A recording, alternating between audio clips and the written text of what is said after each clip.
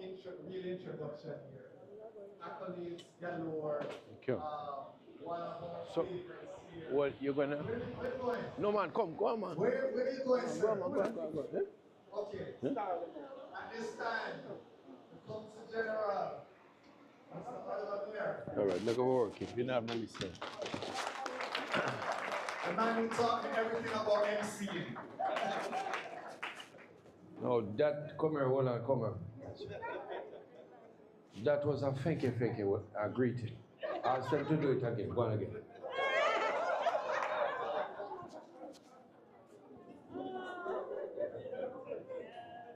At this time, Yeah. we are going to welcome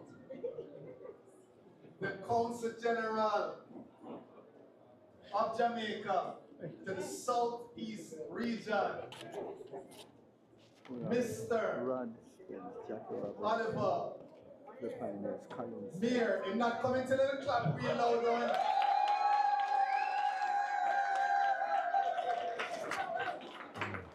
Thank you very much.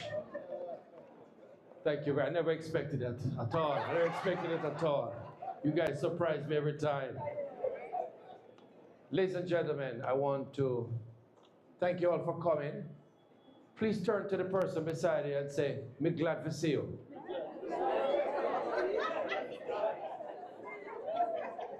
And even if it's you, carry them here and then beg your drive, it's okay. Ladies and gentlemen, we do this every month. We have a distinguished lecture series from the consulate. I think this is now our second year having the series. And we have the best of the best that come here to present. If this is your first time coming to the lecture series, just could you raise your hand at this time? Can we give them a round of applause? In church we used to sing, "There's a welcome here, there's," you know that, come here, right? So I want to welcome you all and just know that your names have been added to our mailing list. So you will hear about all the lectures that take place. And we do have the finest who come and join us. And we cover all various topics. So I want to thank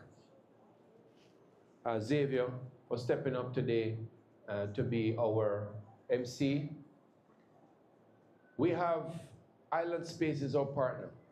And every event we have here, we do it in partnership with Island Space. I'm going to invite Khalib. Before I do any sort of other pleasantries, I'm going to invite Khalib just to say a few words on behalf of Island Space, and then I'm going to recognize some folks. Thank you so much, CG Mayor. Good afternoon, everybody. You stole my thing about who's the first time I ever thought. All right. Good I'm evening, sorry. everyone. I'm My name is Khalid. I'm sorry. I'm sorry. I forgive you. No, it's fine. Yeah. I'm sorry. Good evening, everyone. My name is Khalid Thompson. I am one of the co-founders. Rep Spence. I'm one of the co-founders and the current executive director here at Island Space. We are the first and the only Pan-Caribbean Heritage Museum in the world. So you don't go, for the first timers, you don't go anywhere else and see Jamaica and Haiti and Cuba and Trinidad all in one place. We're the only one. And as I was talking to my friend Colin Smith over here, who just came back from Ghana with the whole, troop of Talawa and Louise Bennett and all of the wonderful folks who represent Jamaican culture. Rod Spence. Who is that? There's so much that Eh? needs to be The singer. preserved that we are not doing a good Oh, job he's sang of with Byron, so preserving. he's one of the first. Even us here, we want to have the resources to do it. You know what's going on with the government and the arts and the diversity, and they don't really want it. That's what we want to do here. That's what we aim to do. We do our festivals and our fun things and our lectures, but we are able to do what we do because of having the resources to do it, right? We want to do more. I just talked to Colin about recording the Talawas and making sure that you don't go online and look for mental music and you're not finding it in HD. You know, you see some little old grainy things from 1970, however long, but you're not seeing it in a way that we can kind of internalize and see the reality of what things are. Malachi as a spoken word, I'm in America too long, as a dub poet, right? Malachi as a dub poet is doing something that I grew up singing as a little girl, and you come here, you don't see it unless Malachi is doing it, you're not seeing it. So I appreciate him for doing all that he does with the museum and at the museum. Where did he go? There you are, signing books. I appreciate him for that. I big him up for that. He was part of Reggae Genealogy a few years ago when we did the first one and brought that authentic dub poeticism to the performance. And we appreciate whatever. I don't know what he's going to do tonight, but I'm sure it's going to blow us all away. All of that said, this is the kind of work that we preserve at Island Space, as well as doing things like the Mango Festival and the Rum Cake Festival that's coming up on November 16th and all these wonderful things. And we just, if it's your first time, we want to invite you back. If it's not your first time, we know you're already part of the family and are here every single time, right, Kenneth? Right, Marlene? Right, Colin, right, Commissioner Johnson? Right? We welcome you to the Island Space family. We hope you continue to be a part of the Island Space family. Keep coming back every month and every time something else is going on. Please consider membership. If it's not your first time here, you know I'm going to ask you for some money before you leave. That's what I do. That's how we keep the lights on and bills paid, right? So we pass a hat and we do what we call a cultural tithe. But I'm asking you to go one step further this evening. Even if it's just $10 a month, I'm asking you to go to islandspacefl.org/membership and do your membership. Yeah, $10 a month, 25, whatever. I prefer the hundreds. I'll do this and then you'll recur. But if $10 a month is what you can do, please do it today. And then you do We are in a pinch, in a pickle because of what we've lost, and we want to make sure that we can continue doing this important work. So thank you, Mr. CG, for giving me the microphone. Thank you, Xavier, Malachi, all of you. Thank you. Thank you very much. Thank you very much. All right, ladies and gentlemen, I want to recognize there's a particular reggae group in here. We have to know our history.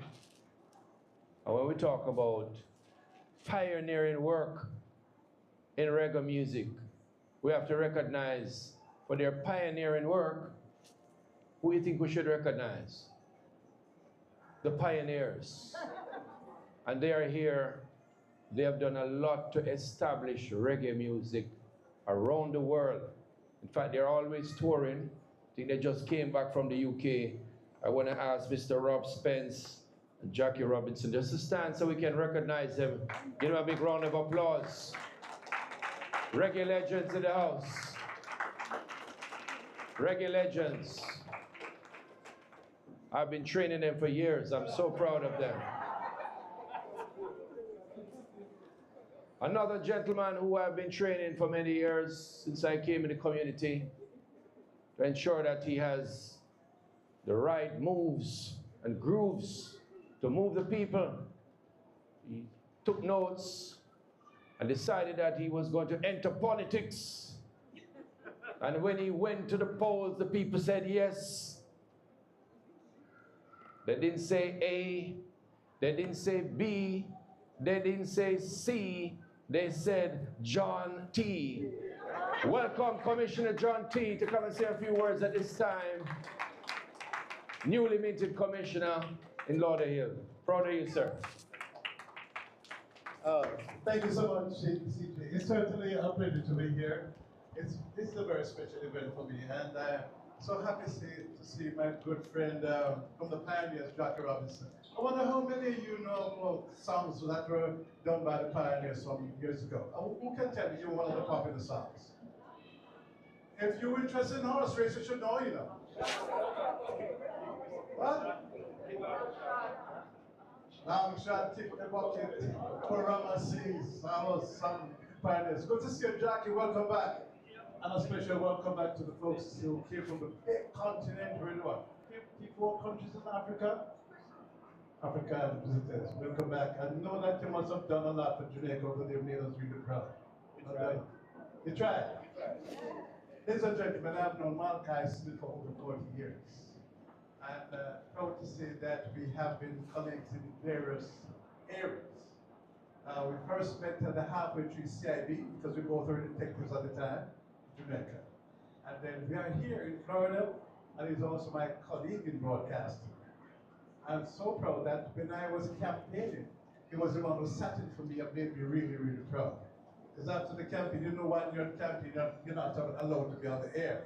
But Malachi did an excellent job, and I want you to put your hands together for him for what I have to do. So, he's a big time dog boy, which he started in Jamaica, by the way. Yes. He started in Jamaica and made us proud because while he was at the Halfway Tree CIB, he would steal away in the evening time and go to classes as a dog poet and learning the tricks of the trade in that area. But he has won himself a number of awards, and I'm so proud to call him my friend and colleague. So for me, it's a very special moment for me to be here this evening for the book signing. Ladies and gentlemen, good to be here. Thank you so much.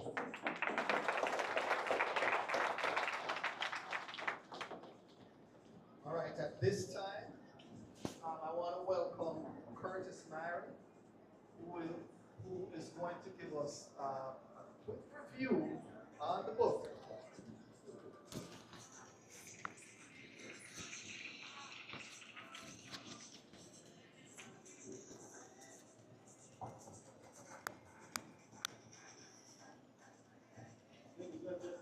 Ladies and gentlemen, good evening. Need a little more Colin, a little more caramel dumpling. Ladies and gentlemen, good evening. Good evening. All right. Poetry can be described as the caption for the photos taken by our very spirit, which will bring us closer this evening to defining what the internationally acclaimed Malachi Smith has reconstructed of the Japanese literary art form haiku in his impressive publication, Jamako. Haiku, for those in the know and for the curiosity to be cultivated, was a short form of poetry originating in Japan that traditionally consisted of 3 phrases and initially was an opening part of the larger Japanese genre of poetry, with this opening stanza over time becoming a standalone poem. As other adjustments to construct were to follow, longer poems were also produced. Jamako by Malachi Smith therefore represents all that's idiomatic about the Jamaican experience and is poetry, rocky and rhythmic, in shutter-click photographic images of what's colorful and captivating. What's graphic from the pages of luring photos and piercing poetry, published by Independent Voices and available on Amazon, will leave you glued to this collection, prompting you to read and read and read all over again. You will not put it down, because it's how you keep being particularly moved by Malachi, the hypnotic sway of virtually each line of proverb and social commentary. You're pulled, stirred from the very first piece, arise. Planes are flying high. The garden is filled with cries. Why are you sleeping? Shake up yourself. Now you are wide awake to what will continue to appealingly unfold about the provocative issues of life. What keeps being stormy at your doorsteps, to even what's spicy and Seductive. Yeah, man, I'm gonna kind that now. Let's take Aki. Black eyes. Cheesy body. Makes you desire salt fish. Your favorite man. And I can hear a humming from the male section of that famous Calypsonian.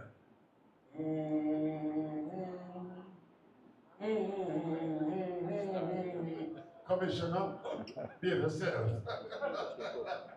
Then there is guava from the collection. Her roots medicine unclog your cluttered heartaches. She spreads just for you. Wipe that smile off your face. It's guava we're talking about. It is guava we're talking about. Fruit, full, ripe, and open. Consul General, please. In this publication, there are pieces that are extended notes, required pit stops along this reflective journey, arguably for a deeper inward stretch. In the first verse of One Day, Malachi writes, I vision a nation, youths on ghetto steps, happy, content, craving poetry instead of guns, on zinc fence belly, playing with live words and not dead-end bullets.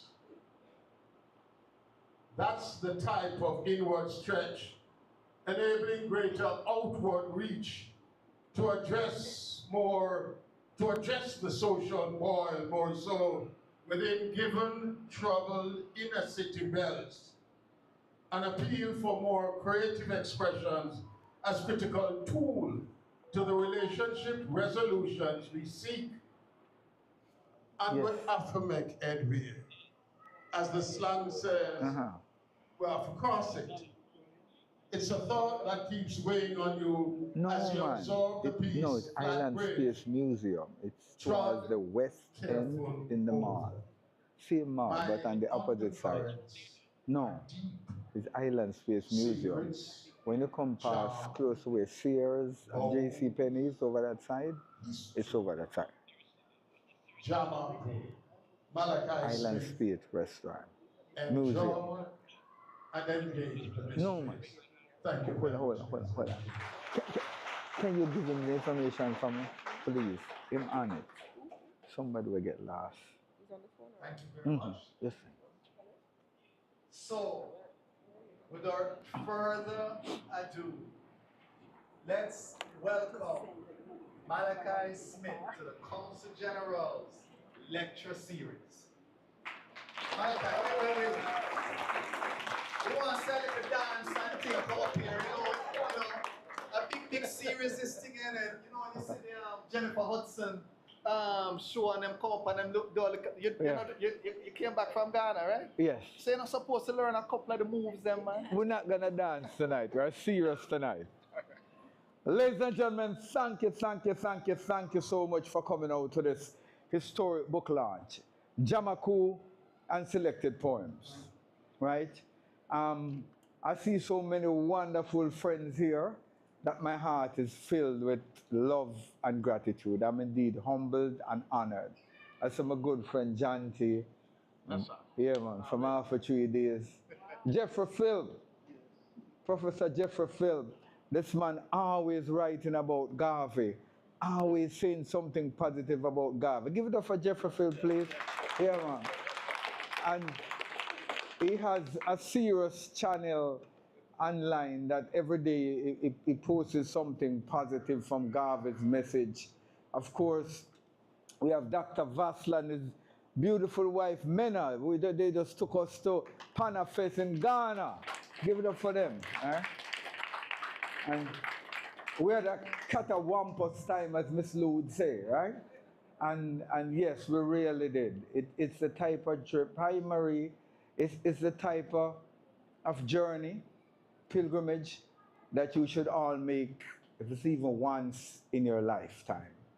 Don't go there for any fandango. Just go there and go and stand in those places that your ancestors stood in. I mean, when you go in a dungeon and you see the floor and it is black as midnight, and you realize that you're standing on the fluids and the flesh and all of those things from years of your ancestors, they were actually there. And the earth that's there, because we're showing another cell that they had cleaned, so you could actually see the difference. Their DNA is there. Pieces of them are there. It's a type of experience. So you want to do that at least once in your lifetime. Just as the Muslim go to Mecca, you need to go to Ghana or Nigeria and kind of touch base with your past. Powerful experience. And of course, we have work to do. Hi, Louis Bennett Heritage Council. Of course, styling is coming up. And make sure you get a ticket for that. Colin Smith, you got yourself. So, I'm going to deliberately do this poem. I just feel to take off my jacket. May I? Yeah, I don't like jacket too much now. Yeah, man. Yeah. All right. Yeah. See, I'm so important, man. I got somebody taking off. Yeah. It look like I should be running for some office in Jamaica, right, John? And this poem is titled Homecoming, that I wrote specifically for the trip to Ghana. And so far, it has won one award. I packed my suitcase with tears to come home to you, Mama. I am now poorer. It's been 400 years since I was torn from your arms and cast into hell, into the belly of ships, into cane fields, into cotton plantation, into biting cold and scorching sun, into starless night, into the abyss of enslavement, into a world without windows. My scars are still raw and full of pus. I am here for you to bathe me, for you to cleanse me with your healing balm, to reassemble my scattered pieces, for I have been like a tree without roots, walking for 400 years in this wilderness. Mama, the West stripped me, shaved my beard, shaved my head. I don't remember my name. I don't remember my name. I don't remember my name.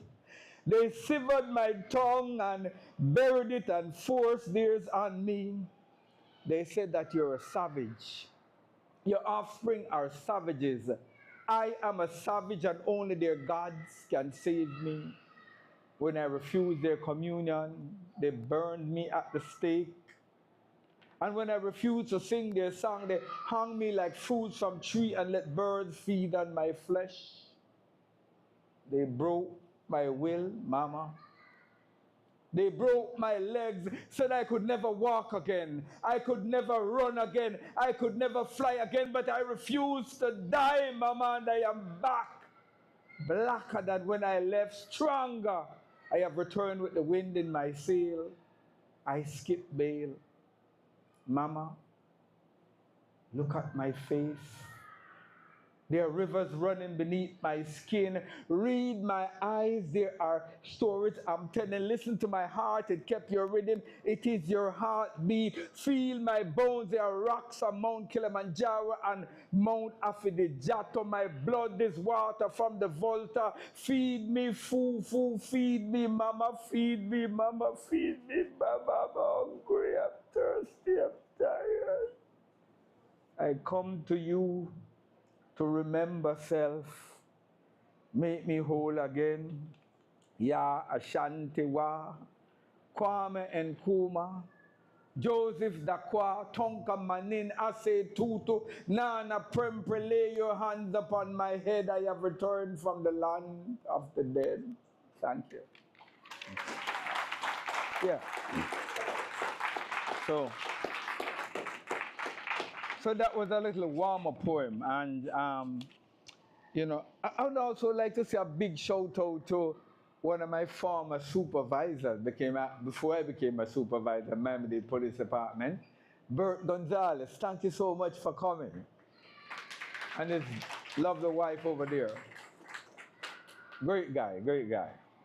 No, I remember becoming an honors student at Miami-Dade College, right? And of course, they had a scholarship, big scholarship for the student who really mastered anthropology, you know, like the teacher thing like sex in a skeleton, you know, for real, you know.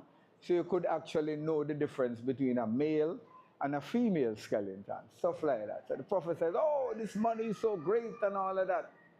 Well, before the semester ended, he gave a Spanish guy the scholarship. And I'm like, but this guy is not doing the type of work that I'm doing in this class.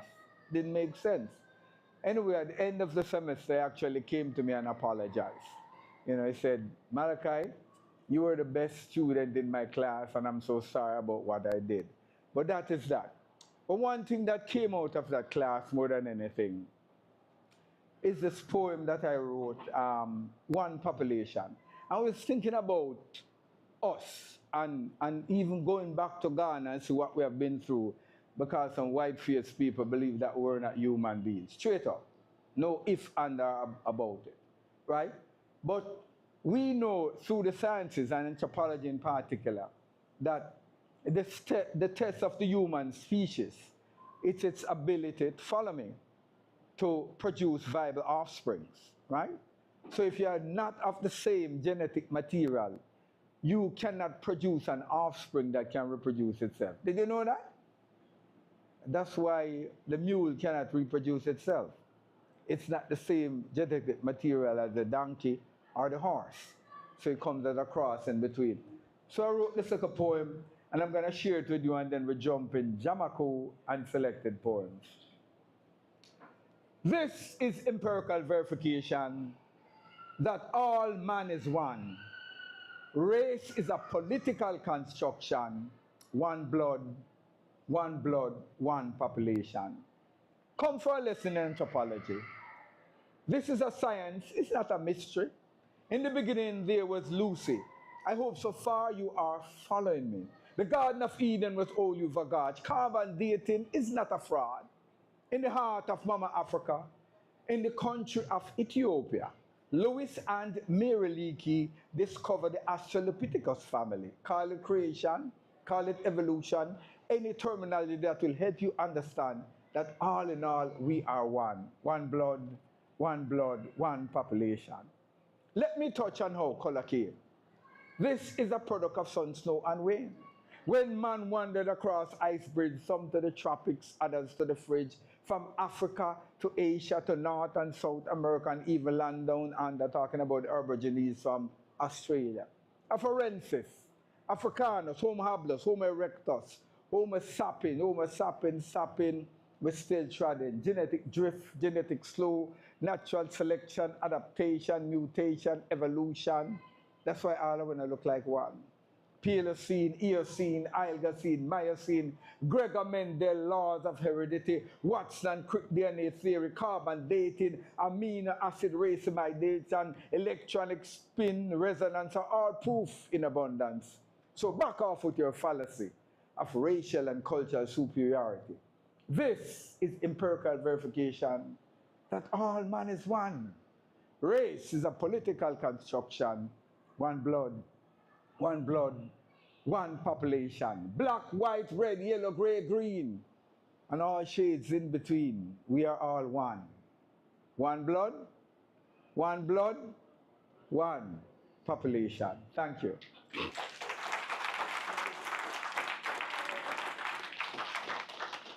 And of course, at the end of the reading, we'll engage in some conversation, and you can ask all the questions that you want, right?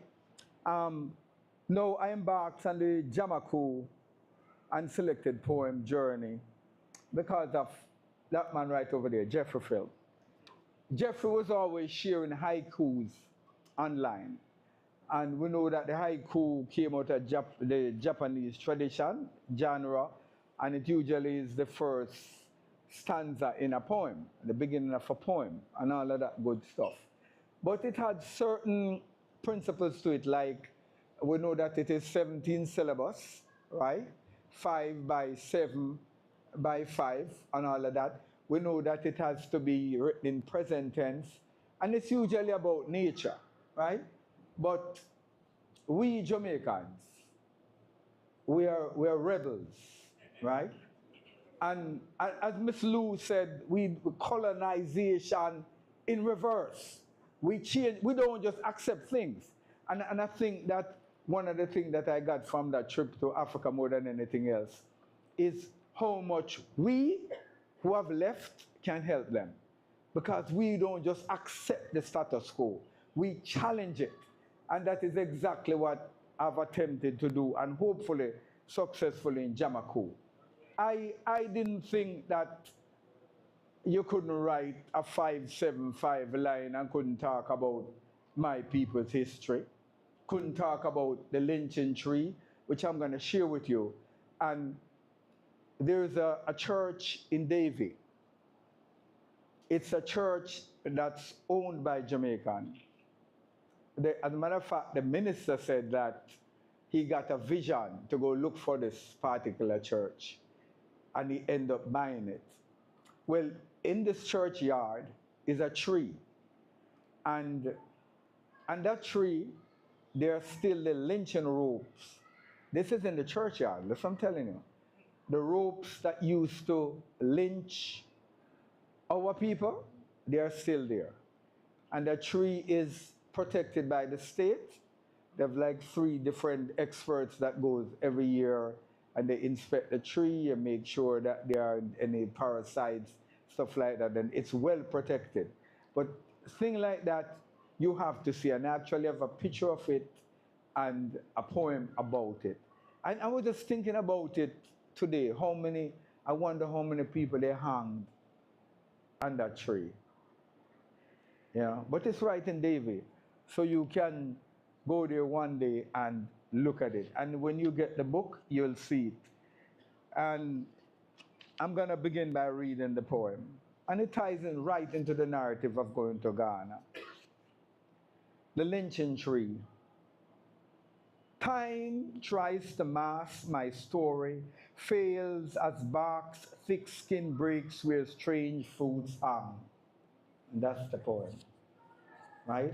So even though time has passed, the ropes are still there, and nothing can mask the hurt and the pain and the suffering that actually took place on that tree. Now I'm going to read The Dream. And this poem I wrote on the 70th anniversary of the University of the West Indies. And it's proudly hanging somewhere at the University of the West Indies. Actually won a gold medal too.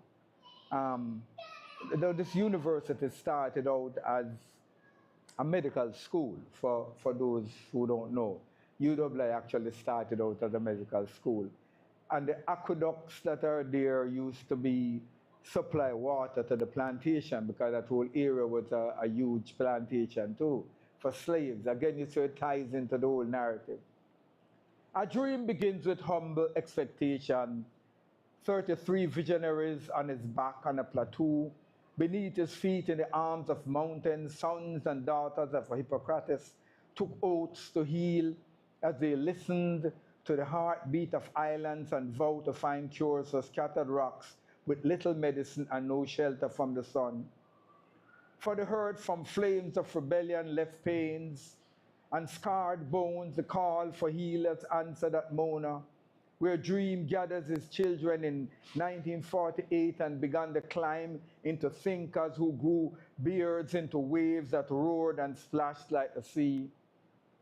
Masters as wise as Socrates drew beads of philosophy into reels of literature, narrative of Tijan and his brothers. The dream and monkey mountain spoke, and the dance of tongues begins into movement across space and time. The movement, the singing, the students now masters of Pythagoras, calculated the ark of the dream and built it. And the children of the waves, like sea turtles, abandoned the federal maple and the palm, began to climb in time slowly at first until they discovered their new legs and leapt face to face with the cloud, masters of their own destiny of island that smashed chains. The new nation built upon rocks on the back, from the sweat, from the bowels, the dream becomes reality. And the reality dreams of becoming, and new dreams of the waters of the aqueduct to follow to the reservoir of knowledge that lies in the head. First it was the house of Windsor, Alice, then Wooing and Lewis, Ramphal, Alien, Bermudez, royal white Indian black colors of the dream that is now you and I, sons and daughters of Africans with flags held high at Mona, Cave Hill, St. Augustine, and open doors built by colonial hands for our future to pass through. For we must bake the bread and multiply it. To feed the mouth of hunger rocks, we must build our roads to drive to the temple. We must litigate for the sufferer in the frame, create eyes for him to see the heavens, ears for him to hear the new roar of the sea, and cup this in his hand and celebrate 18 tongues as one, walk on the footstep of gods until they own the sun. Arthur, Walter, Walcott, Kamau, Eric, Rex, Mervyn, Lana, Dennis, echo in the bone to flesh, for the dream belongs to the mountaintop. Thank you.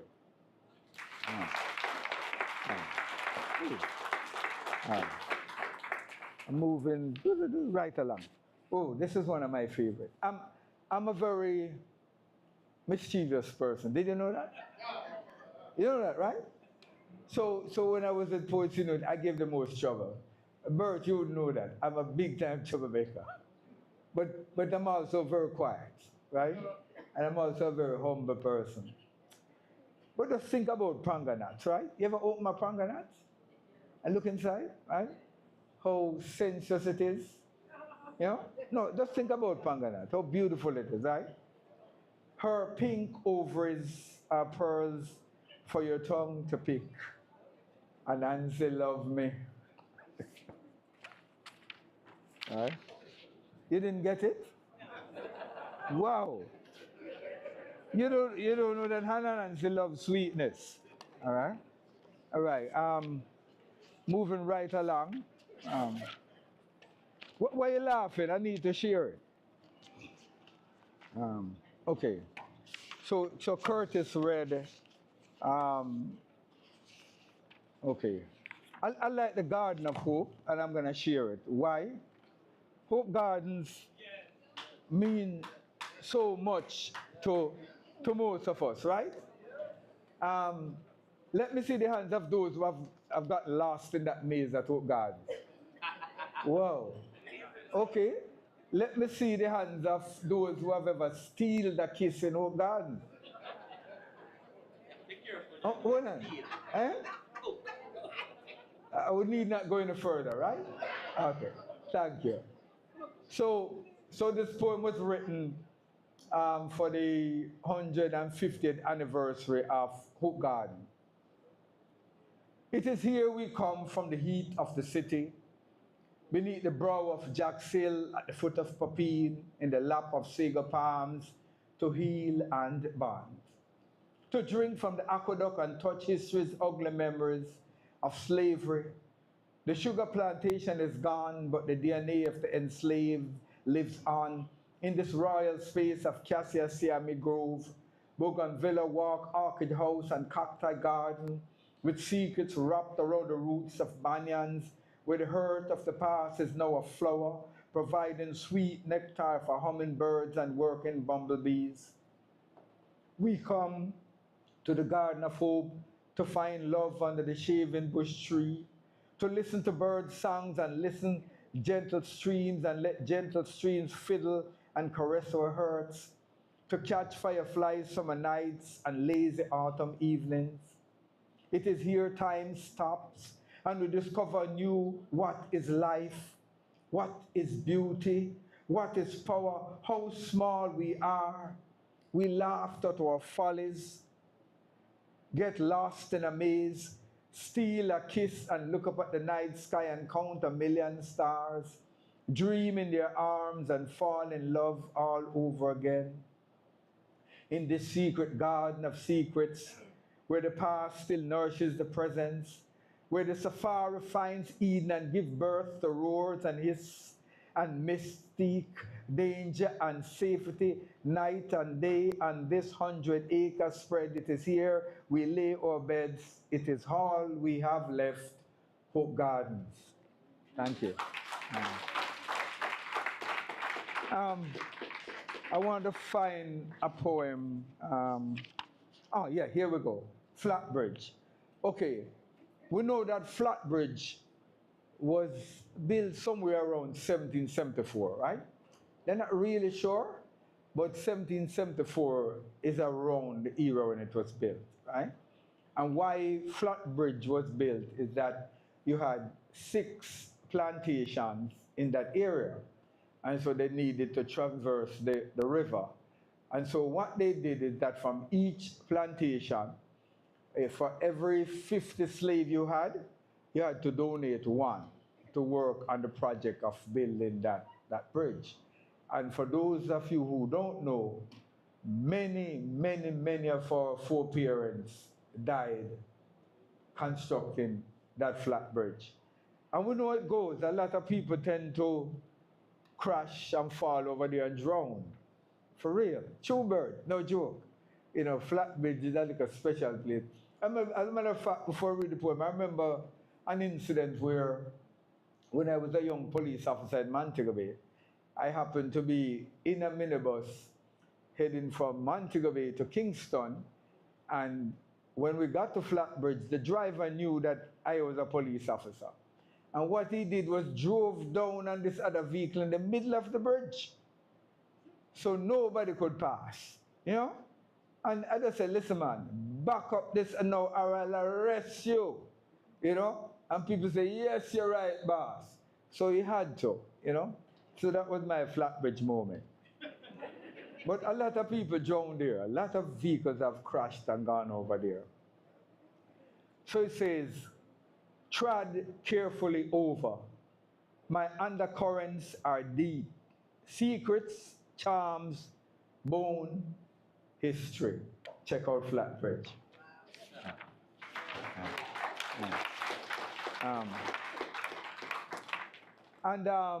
We know that on the 17th of this month was Garvey's birthday, right? Give it up for Garvey. And when we went to Asinmanso, which is very interesting. This is one of the places you have to go to when you go to Ghana, right? Just think about it. This is where the slaves took their last bath before they were marched back through the hills to the castles and then onto the ship to the Caribbean and the Americas and Brazil, right? And of course, there are pictures of Garvey there. Yes, clap him, man. There's a nice picture of Garvey. And there are 3, yes, Nanny. Yeah, there are 3 graves there of enslaved persons. One from America who actually served in the armed forces, who they returned, his remains there. And very interesting, there is Crystal, who was enslaved in Jamaica. But when she left Ghana, right, listen to this, she decided that she wasn't gonna stay in slavery, period. So she would not eat, and when they force fed her, she would regurgitate, and she basically told them that she wants to be returned to Ghana to be interred. So Crystal was one of the persons who is actually buried there. They dug up her remains in St. Anne, and through DNA testing, because she actually told people the story, so the story kept on going down, where she was buried, and that she wanted to return to Ghana.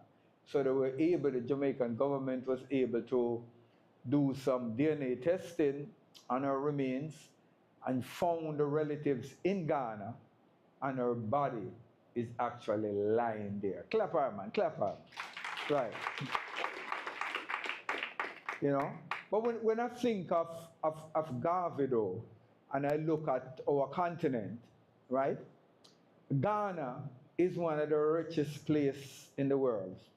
You know that? Gold, all kind of things. The place is so rich, right? But they just can't seem to get it together. And I wonder, I often wonder, more so now than before, why our people did not listen to Garvey. You know? Garvey was telling them, right, Mr. Bennett? Garvey had the prescription, the remedy. Garvey was asking them on his trip back from Panama and Central America, and was saying, where is your great men, your statesmen? Where is your army? You know, where is your navy?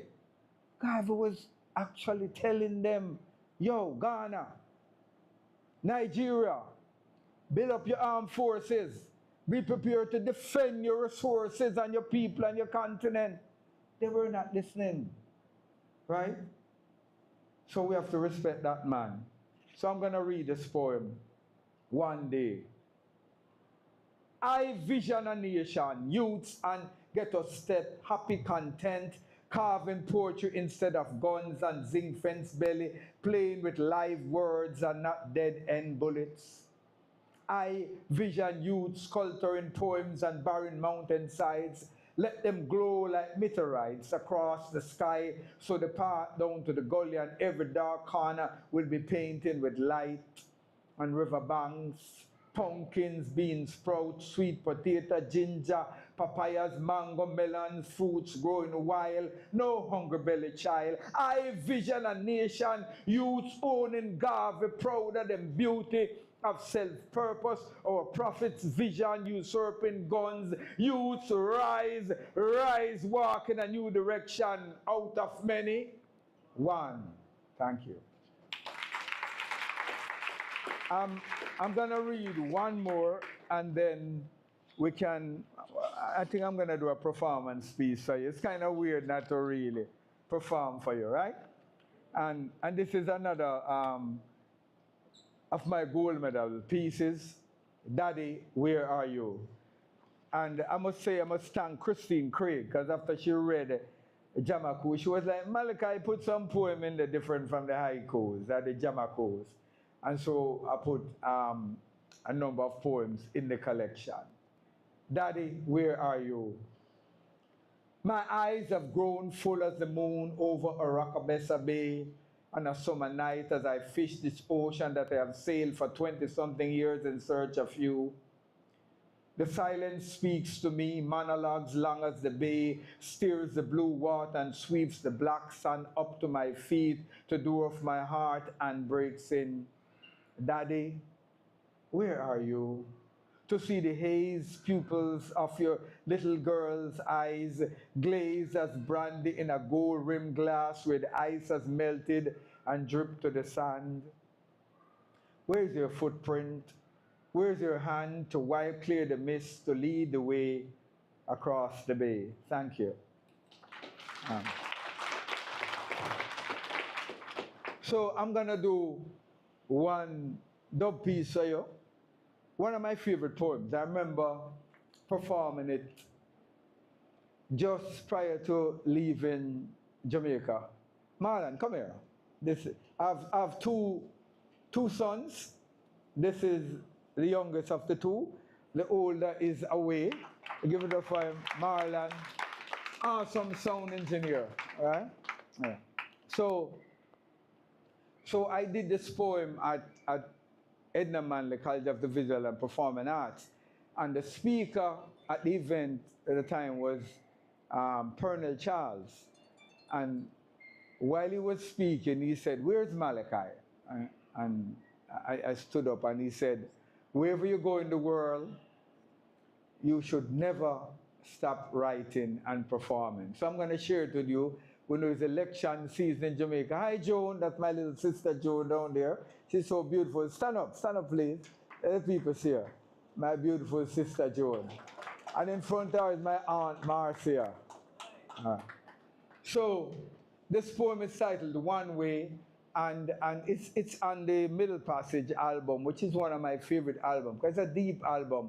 I love to take journey in my poems. I like to move. I don't like to be still or static. So you can picture or listen to Jimmy Cliff Bongo Man come in your headspace while I do it. Walking the middle of a long, long hill and gully road.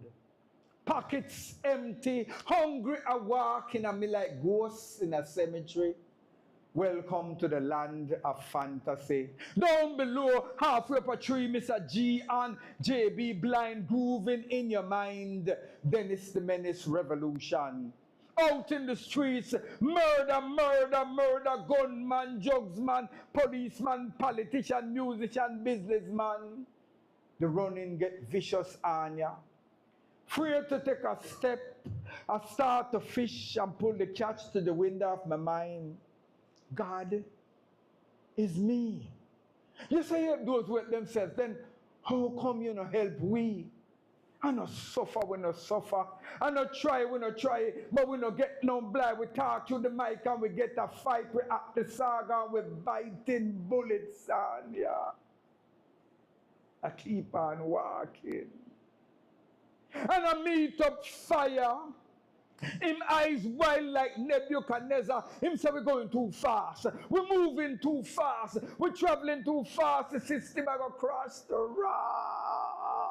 Him says long time I tell the man stop rape the land. I tell man respect woman. I tell them equal rights and justice. End the partisan politics. I tell them Russia is Russia. America is America. Jamaica is a lamb to the slaughter just like poor old Africa. Unite like we build Anya. Unite like we build Anya. Him say aya. Them call we criminals. Them give we funerals who left get a fight. But it's him just start. Whole heap of blood like a run a yard. Whole heap of body like a permanent abroad. Every time I go a funeral in Jamaica, USA, I feel it. Whole heap of body like a permanent abroad. But him said the man must have faith. The man must have faith. Look, nothing can stop the rain from fall. Nothing can stop the sun from shine. Rise up, stop ball. Action. You hear that? Action. Thank you so much. So, now, we're going to engage in conversation. And, yeah, cool. Yeah, go ahead. So Xavier is gonna marshal it, and we're in the Q&A period. Yeah. And so we're going to have 10 questions from the audience for Malachi about the book and so on. I will start off because I'm very curious. We started on the second book already, don't it? Well, put it this way. I have maybe about 1,000 or more written poems waiting to be published, include like 5 collections that are ready, edited and ready. Yes. I asked that question because the African trip seemed to have inspired some new poems. And so I'm expecting that book to be out pretty soon. Yes, definitely I am going to write out the process. It had me, I asked a question, and somebody said, I said, how did we survive? No, think about it, right?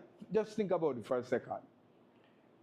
You are marched from as far as, say, 1,400 miles through mountains. Listen to me. Through mountains, right? And you're marched to this river where you take your bath, right? And some enslaved people what they actually did to avoid, say, being eaten by lions and other wild animals. They would actually, sacrifice, I want to say, a few of our ancestors. They would cut them up and tie them on trees to detract the animals so they could move the caravans along, right? You survive all of that. And then you go to that river, you take your bath, and then they march you again through the hills to the castles, right? And they lock you up inside there, right? If the men try to escape and they caught them, they basically break their bones and they lock them in a dungeon until they die, and then they throw their bodies in the sea. The women, they would let them stay out in the sun and stand on the cannonballs, right? So I think about all that and I said, how we survive? How did we really survive? It blows your mind just to think about it. Simple, just think about it. So definitely, I'm going to be writing out the whole journey. All right, we're going to come back to this book. It's available in the back. Yeah. It's $20. I'm expecting them to walk out with an empty box by the time we end the night. So please, Venmo, Cash App, cash. And not only that, it has some beautiful pictures. I took most of the pictures. Some were taken by Judith Falloon Reed, and one by one of my nephews. But this is like Rocky Point. Every year, the Jamaica Ex-Police Association of South Florida, which I'm a proud member and past president, we go down to Jamaica and do a charity project. And I happened to be at the beach down there, and this was at Little Ochi, and I just started snapping away, and I ended up with some incredible pictures. But there are some beautiful pictures here from Jamaica and other places that I've been. So it makes an awesome holiday gift. So we know Christmas and Hanukkah and Kwanzaa and all of them things there. You cannot beat this, all right? Yeah. First time. Yeah. All right, if you could raise your hand if you have a question, I'll come out to you. Yeah.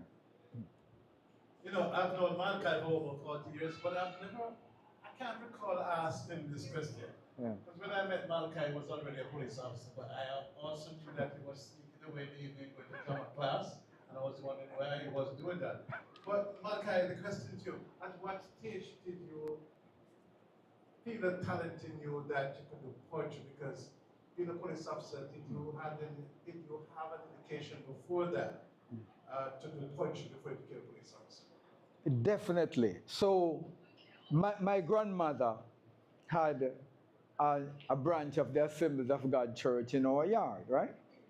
And whenever they had concerts, I would do my recitation and I would mash up the place. So I had it in me to perform. And whenever we had school concert, I was the MC and I was just bad, So I knew I have the fire, and I strongly believe that I have my mother's heart, which is very strong, very intense, So yes, I knew I could. All right, anyone else? Yes, Malachi. By the way, first of all, I'm a poet, and Malachi's picture inspired me since I was, since I was a little boy. Yeah. And that's the reason I'm telling this backstory, because I'm asking you a question now. That last poem you did, what was the name of the last poem? One Way. The reason I'm asking you that, because in that poem you have a phrase saying, murder, murder, murder, murder. Yeah. Now, I've never heard that poem before. Never. But I have that phrase in one of my poems. Yes. And I'm trying to figure out now, wait now. Yeah. Is that a common Jamaican phrase back then that I just pick up? Or is something else? So my colleague is asking a valid question. The particular poem was inspired by, I was a detective out there, and I was coming from testifying at the Supreme Court, downtown Kingston, and I ran into Oko Nura, who is the person who coined the term dub poetry, right? The father of dub poetry. And we had a conversation. When he noticed in the poem, I said, I meet up fire in eyes and wild like Nebuchadnezzar. And we're talking about all of the happenings in Jamaica. And it was readily apparent. Jamaica was in the middle of a civil war. We had Russia on one side via Cuba, and we had the Americans on the other side, right? So the people were basically trapped in the middle, and there are other people nodding their head because I know David was in a bus one night and gunman held it up from one of the party and wanted to kill everybody in there.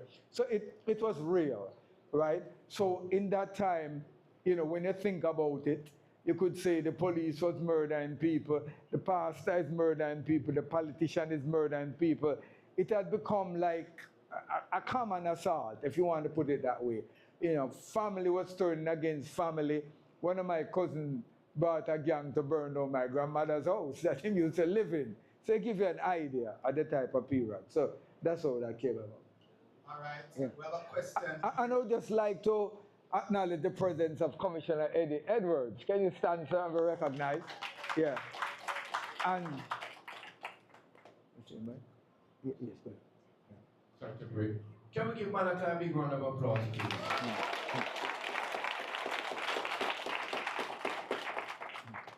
A part of when we have these lecture series is to get to know each other a little better.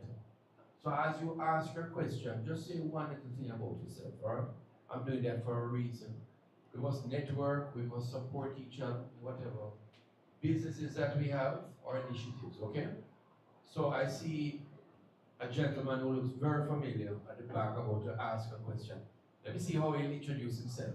So I was going to say, he's the man that flowed Malachi because that reggae shirt he has on. Oh, yes.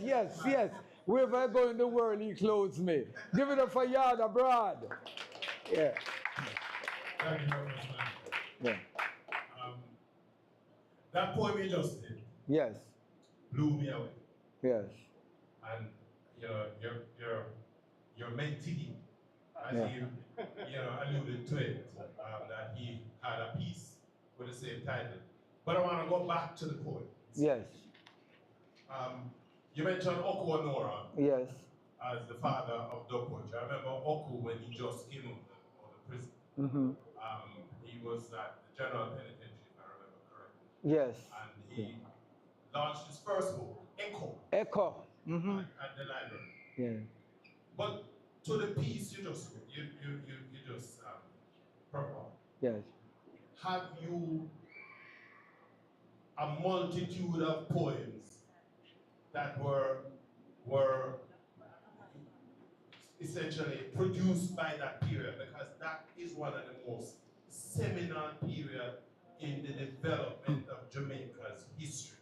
And if you haven't, I'm going to challenge you to write that. Well, I should tell you this much, that I did some serious writing during that period, because my group Poets in Unity then was performing on Sting and all the major shows.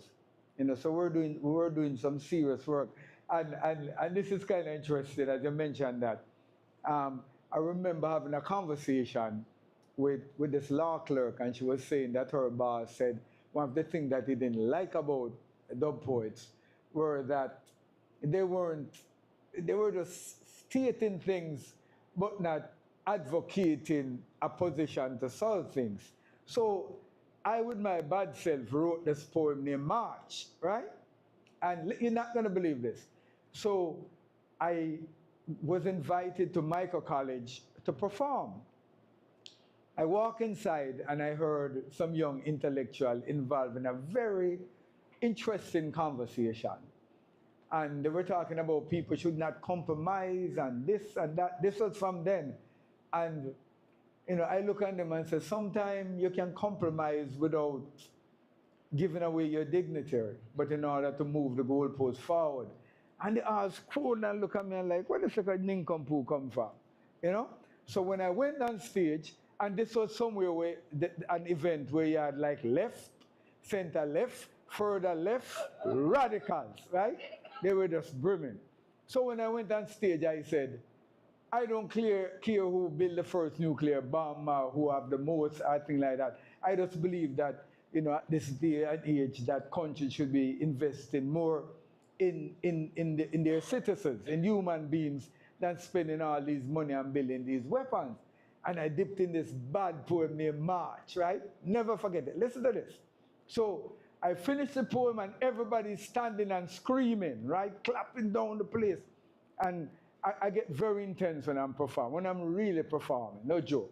So I got off stage and this white man runs up to me and he said, damn, you are great. You are great. I want everything you ever perform. And I said, please, please, please, just give me a minute. I need to cool down. And I'm fanning myself.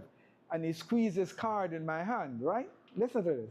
So once he moved, one of the senior elder Rastafarian musicians in Jamaica, who is now deceased, came up to me and he said, what do you want, Malachi? And he said, he wants everything that I've ever written. And he said, don't give him anything, he's the head of the CIA in Jamaica. I'll never forget it because it's so interesting. It's very interesting because he ended up marrying like one of the most beautiful Jamaican girls, who was a very close friend of mine, because we all went to Edna Manley, you know. So I used to write some serious poems during that time. And not only say radical poems, but also write a lot of love poems, which a lot of people don't know. As I say, I'm mischievous. I love love. I love to experiment. I love to find love. I always want to know what love is. Like, sometimes I look at a girl and I say, well, I feel like I just go sleep in her dimple or something like that, you know? Yeah? I'm just mischievous. Yeah, follow me, Doc. All right, we're going to keep it PG here. So if you're keeping score, all the questions seem to be coming from this side. I don't know what happened to the folks over there. Yeah. Should have looked into, you know, rush off, but all the questions seem to be coming. There's someone with a question. One more here, Yeah. and then I'm expecting to see There's somebody over there. Side. There's somebody over there. Well, I was really into the mischievous stuff, so Yeah. Okay, hi you guys. My name is Zoe Chinloy. Oh. I am now an author as of recently. I wrote a children's book. Oh, congratulations. Oh. I'm a Jamaican-born girly, but most people know me from my father, Herbert Chinloy, who owned Aquarius Records in Half Yes, Country. yes, yes. Yeah. So my question for you is, what was your biggest inspiration, or what is your biggest inspiration in writing poetry?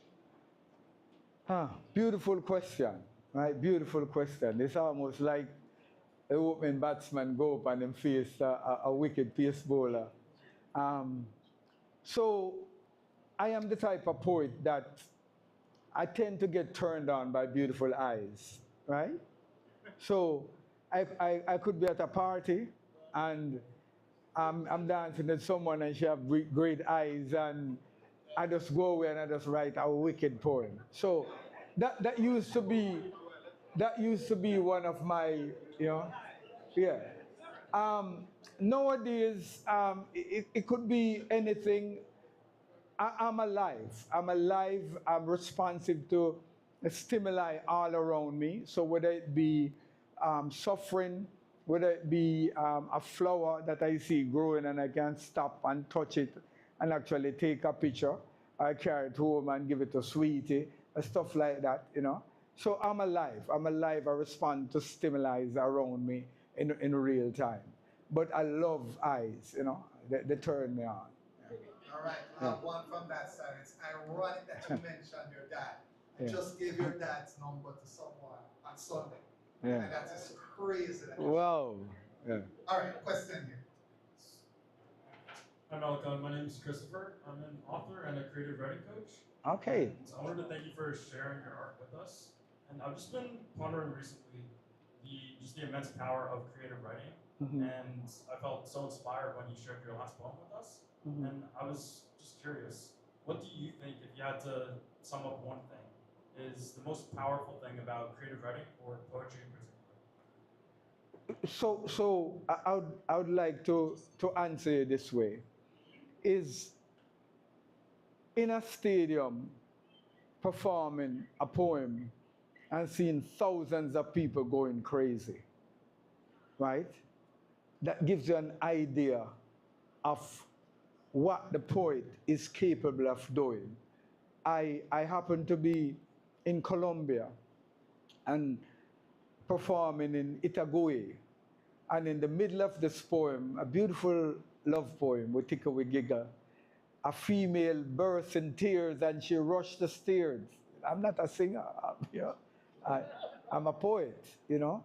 So moments like those kind of brings it home when you know that the poem, you know, has done what it is supposed to do. I remember being at work on my first job, the second job when I came to the state, and a female walked up to me and she said, she was in tears. She looked at me and she just started bawling and she said, "Why are you working? What? You should be reading all over the world. I heard you at UM, and oh my God, you're so good." Oh you know that brings it home.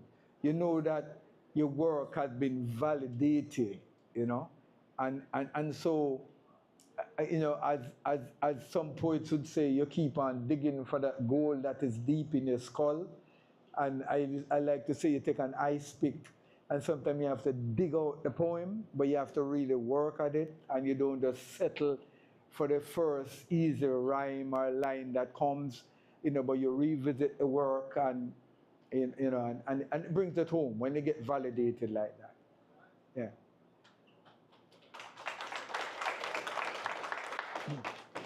Basil Bernard with the officer. Yeah. I've always wondered with the temperament of the Jamaican people, Mm-hmm. how come there has never been all-out revolution from an artist's point of view? An all-out revolution from An artist's point of view. In that, I've seen the haves and have-nots, right, the inequality, right, and you would have thought that yeah. the personality of the Jamaican people Mm-hmm. would have a revolution like the church. Well, you would have known that they always say that the most liberated people in Jamaica are the artists, right? Politics is complex, right? The whole science of politics is very complex, right? And I think one of our weaknesses in a country like Jamaica is that we tend to trivialize it, right? But I would like to see, say, if you're talking of a revolution, is somebody who takes a pragmatic approach and look on what you have in front of you, your resources, you know, what the needs of your people are, and forget about yourself and building big house and having 1 million bank account. Not that. Look at the country and the people in real time, and you come up with creative programs to address the needs of the people. Now, most leaders fall short there, because once they get in office, the power go to their head, and all them can think about is getting rich, you know. So few people, you know, and I would like to think that if I were to ever find myself in an office, that is how I'd approach it. I'd be very pragmatic. I look at what I have in front of me, the resources that I have, look at the needs of my people, and I'd balance it. And I want to encourage your people more than anything else. If you have any kids, or those of you who have young children, encourage them to go in engineering. We need as people to start building things. We need to stop just being consumers and just buying and showing off with fanangles, right? We need more engineers, straight up. We need to start building things to move our people forward. Thank you.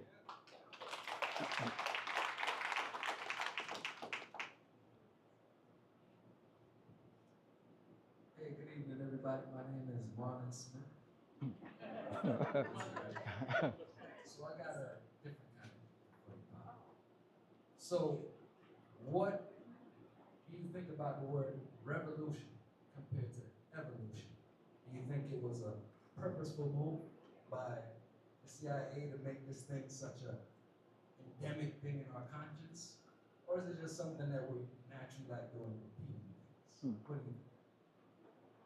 I don't like the word revolution, period, because it means going around in circle. You're not reaching anywhere, right? I prefer the word action, right? And that's what I mentioned, being pragmatic. As far as evolution goes, we have to think outside the box. Science is science. There are things that you can verify empirically, so I don't have to second guess. You know, I have my ears, my eyes, I can touch, I can feel, and there are things that have been validated over a period of time. So I hope that answers it. Thank you. David has a question, and then. I saw this hand first, and then Okay, what we're doing? We didn't go to time? Good evening, everyone. Yeah. Claudia DePass, President of Kiwanis Club of Greater Sunrise. Clap for 'em, man. They do some great work. Yeah. Yeah. Thanks, Mike. Yeah, most I'm welcome. interested to find that church in Davie, because I got grandkids. Right. And I need the address so I can even bring them there or Right. take pictures. I will Provide us with that. I will definitely reach out to someone who would know the address and tell you. And I know it was a Church of God. So why not put it on your social media and so let them know what your handles are. Yes, yeah, definitely. Yeah, because our kids have to know where we're coming from. Right. I mean, when you look at the book, you'll see it, but when you actually go there and physically see the ropes and in some area at the back. They need to see for Yeah, themselves. yes, And it's I have real. to expose them Yeah. to that. Yeah, thank you. Thank you. Thank you so much. I think we have 2 more questions and then we're going to wrap and do some book signing. And there's a lady behind. In regards to the gentleman who talked about revolution, Yeah. most people don't know how close Jamaica came to all-out war. I was supposed to go to Russia to study international law with the fourth party. Most people don't know that there was a fourth party. But my girlfriend got pregnant and that changed everything, so that's why I'm still here. Anyway, my question is, I think Caribbean people need to look at themselves and understand why God brought us to America. Because the American blacks, or African American, whatever you want to call them, they are still under, as Bob Marley said, 500 years and 400 years and still not free. Because if you put a noose, show a noose to an African American, they get emotional and stuff like that. We don't know what they went through because we went through slavery, but they went through Jim Crow, which was much worse. 150 years and 85 years of lynching. Yeah. Exactly. Yeah. And Muhammad Ali, I saw a video of Muhammad Ali talking about the cutting pregnant women's babies out their stomach and cutting off, lynching our people, black people, and putting their genitals in their mouths and all kind of, so they are still enslaved. That's why the election that does pass, the gentleman who won, he used psychology against us. That's it. Because I met the president, Let me share why. Because when I was working in Boca, a co-worker of mine was being harassed by a white supervisor. So one day, he's from Jamaica. So I asked him what's going on. He said the supervisor harassing me. So I said, and he said that some friends of his came from Jamaica. They were cooling out that time before 9/11, so they could travel. Kind of. And guess what? They were planning to come up to Boca to take care of the supervisor. I said, no, let me deal with it. So I deal with it, and the manager took us to a motivational speaking event with the president, and Tiger Woods and Father and all the people. And they use psychology, they teach us how to use psychology to manipulate people. Yeah. So it's all psychology. All right. Question. No, what I'm saying, we need, We understand, I understand, yeah. Caribbean Black Americans need to stop looking down on American Black people. You understand? Because we do that. Yes. We don't even know what we're doing. All right, go on. All right. By the way, I just want to echo something Malachi said about being pragmatic. And one pragmatic thing we can do, we have a lot of experts in the community. We have First National Hero, Marcus Mosiah Garvey, let us teach it to our kids. Very pragmatic way of having practical teaching in the community that achieves a lot. So we're going to wrap up. Maybe 2 more? All right. And then we're going to wrap up. And listen, I must allow Marie Gilders to say a few words about our community. Very important. And then we're going to wrap up. Yeah. Before you ask the question, I'd just like to say that there's a wonderful book, Claude Brown's Man-Child in the Promised Land. And all Caribbean nationals who are here should read that book. And you get a greater understanding of your African American brothers and sisters. It's a powerful book. Claude Brown's Man-Child in the Promised Land. All right? Thank you. It's good to see you, Malachi. Yes. Everybody here, I'd like to see the audience here. My name is Howard Clark. I'm a retired architect in Black. Right. And I'm happy that, Malachi brought up something. I want to create that nexus between the young people and old guys like me and you. And when you say that,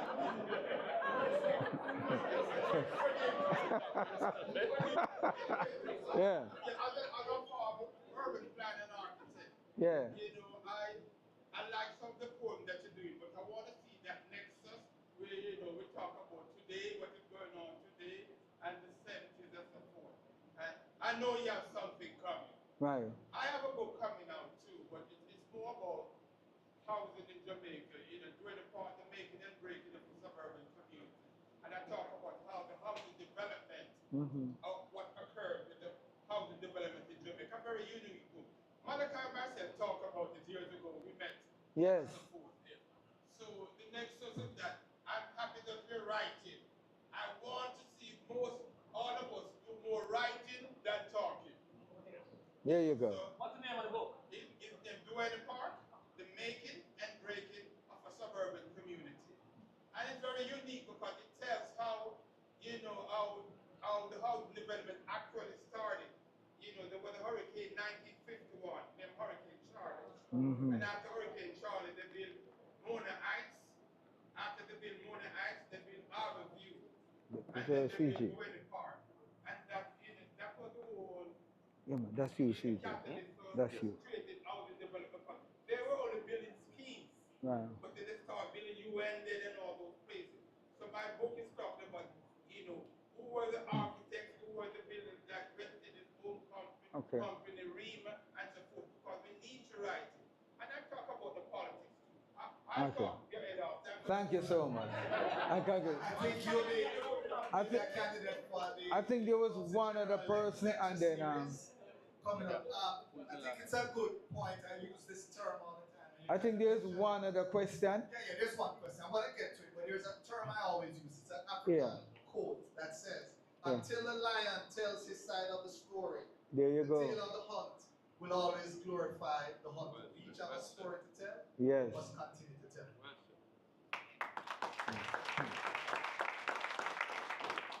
Afternoon, everyone. I'm Monica Dawkins. I'm a retiree. Enjoying this. Malachi, I always admire your work of art. And I was hoping that you would do a piece with the music in the background like you usually do. And also, what does Rototom mean? Well, on Saturday you can come to Marie's event and I'll do something with music for you. The book, you ain't talk. Yeah. We have to sell books today. Yeah, we're gonna sell books. Right? We have to sell books today.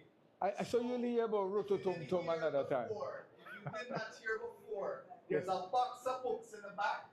The books are $20 a piece. I'm expecting everyone who stayed here, who is still here, to go back there and get a book. And Malachi has agreed to sign your book. You have a flyer? So once you go get your book, we're not finished yet. We're not finished yet. Mr. Council General, You have another flyer? to close out. But once Styling. you You have another have flyer? got your book, please bring your book It's one over and there. your pen, and Barrett. Malachi, you'll get his autograph. I just want to put in one little thing. One thing, I'm gonna go. I'm gonna go. Just remember, in November, here Island Space has a lot of events that happen, and I was just alerted the Rum Cake and Caribbean Festival that is gonna be in November. My duties are finished. I'm gonna leave it to the CG. Yeah. All right. A part of this program, when we do the Monte series as well, is to hear about some of the events taking place in the community. We do post that on our social media pages, but we give persons a quick chance to just mention it so we can support the events coming up. I especially wanted Mary Gill, President of the Jamaica USA Chamber of Commerce, 30 seconds, to say something about the big event she has coming.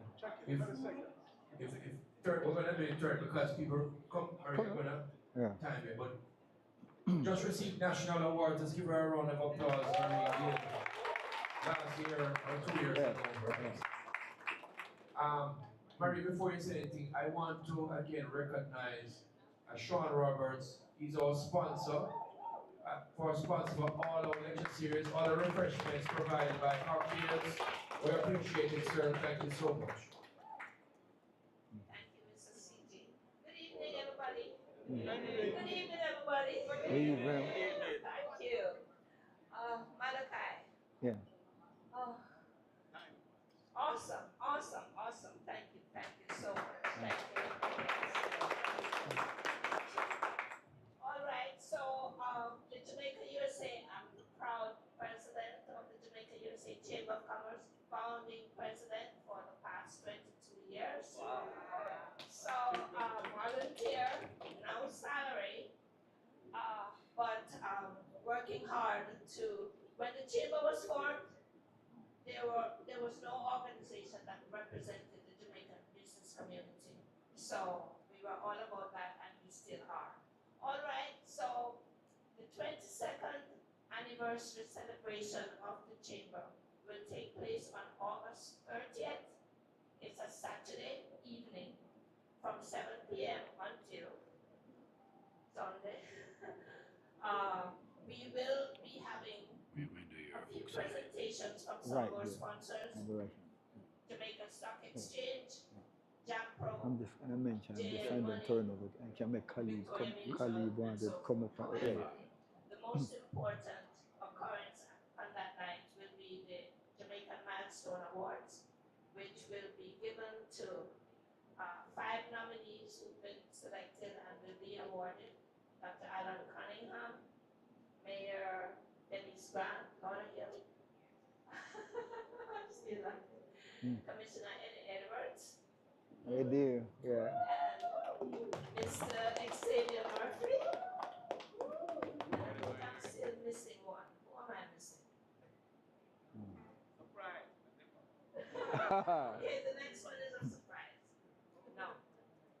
All right, so it will take place on the 30th, Saturday evening, and tickets are $100.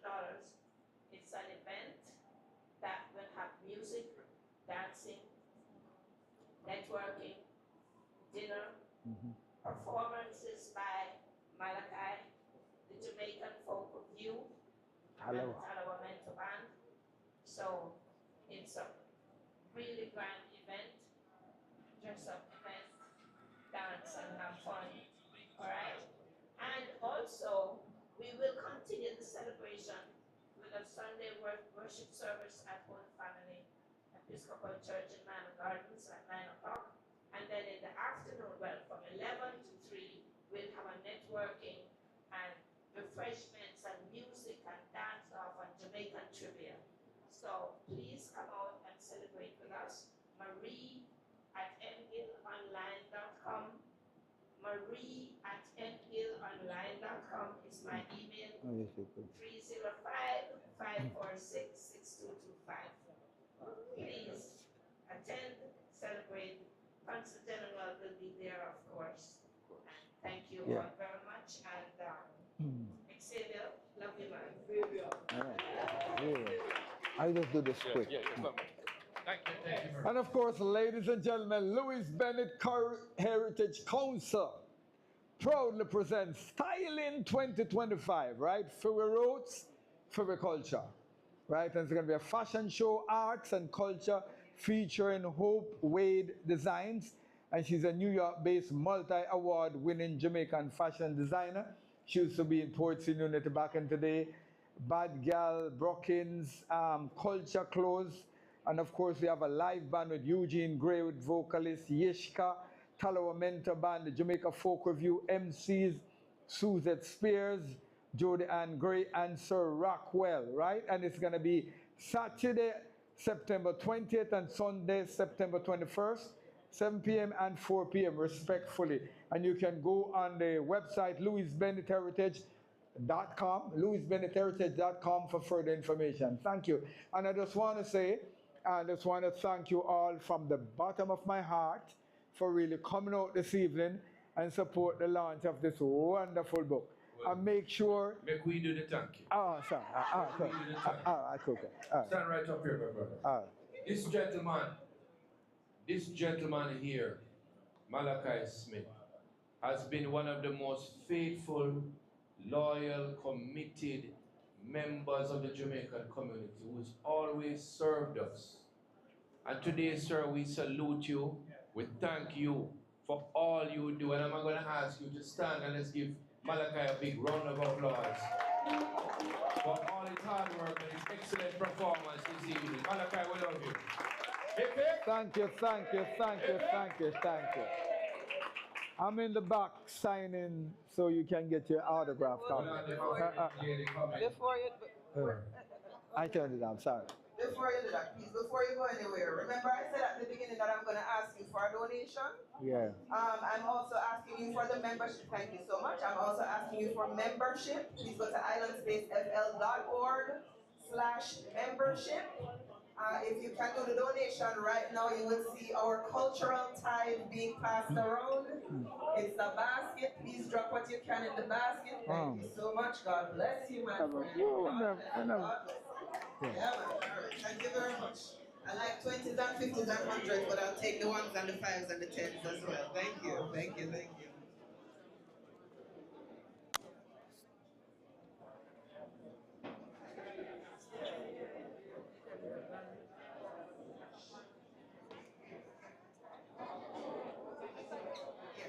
So much. Please do the membership today, tonight, before you leave, when you go home.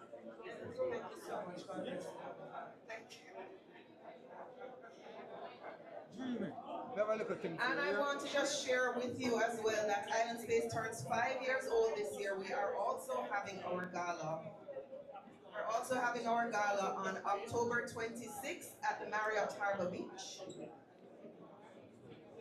Thank you all for coming. Please ensure you purchase a book. This happens once a month. Malachi will be at the back. I want to thank all our young people for coming out. Please sign the books and join us next month for another insightful lecture series. Thank you all.